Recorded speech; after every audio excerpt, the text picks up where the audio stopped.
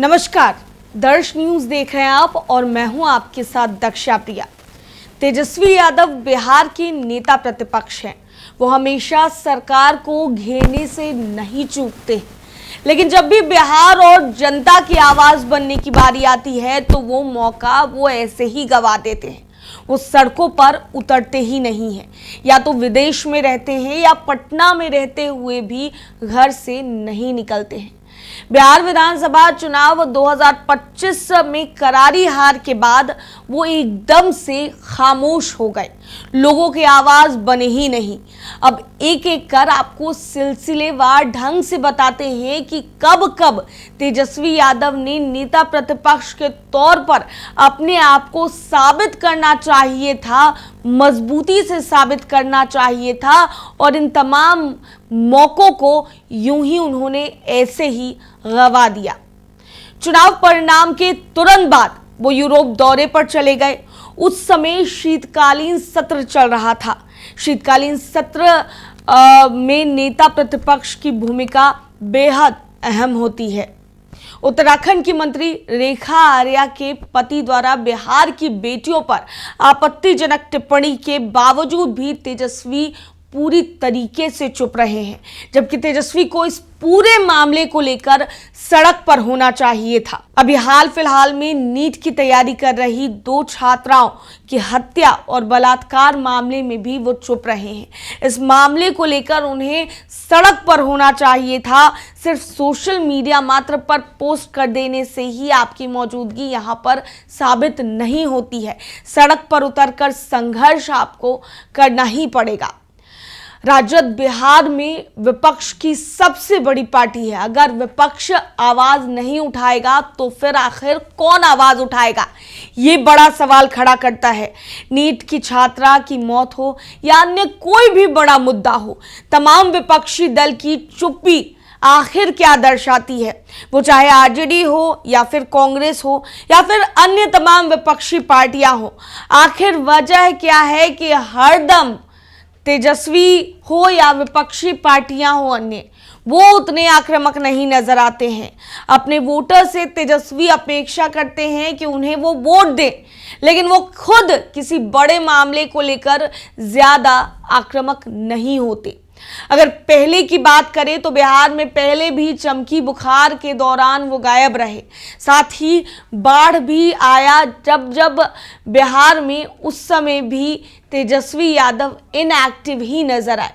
Corona के दौरान भी तेजस्वी यादव की भूमिका पर सवाल उठते रहे हैं। अगर तेजस्वी यादव को लंबी और अच्छी राजनीति करनी है तो उन्हें अपनी छवि बदलनी पड़ेगी।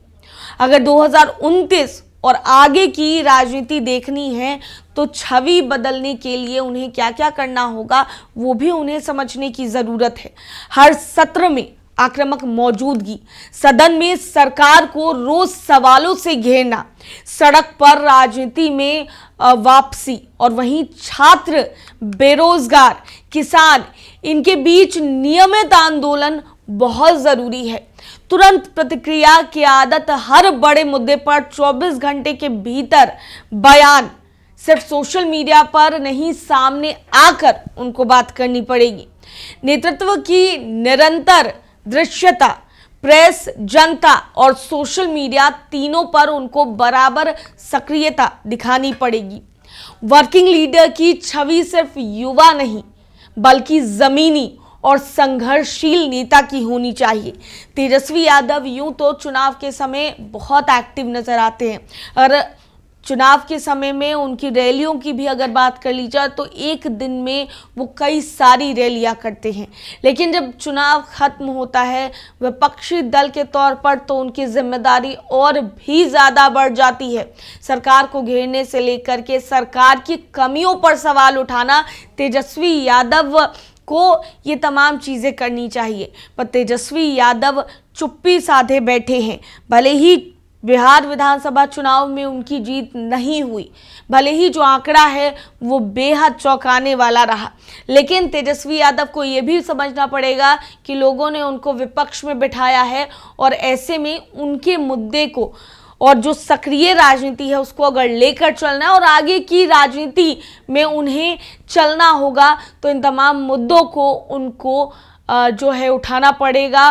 ना केवल पार्टी, अगर पार्टियों की बात कर ली जाए तो वो चाहे कांग्रेस हो बिहार में, चाहे वो आरजेडी हो, तमाम अन्य विपक्षी दल हो, इन तमाम पार्टियों के प्रतिनिधि अगर सड़क पर उतरकर बवाल करेंगे तो इससे कोई फायदा होना जाना नहीं है।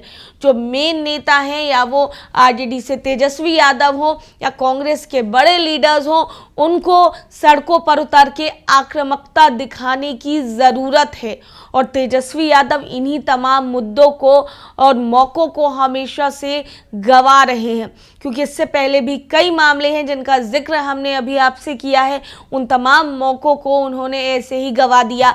इसके अलावा भी तेजस्वी के पास कई ऐसे बड़ी जो चीज़ें थी वो थी, जैसे अगर आप बात करेंगे अलग अलग समय पर अलग अलग बयान देना, पूरे देश दुनिया की राजनीति में सक्रिय होना, उन तमाम चीज़ों पर भी तेजस्वी चुप रहे हैं।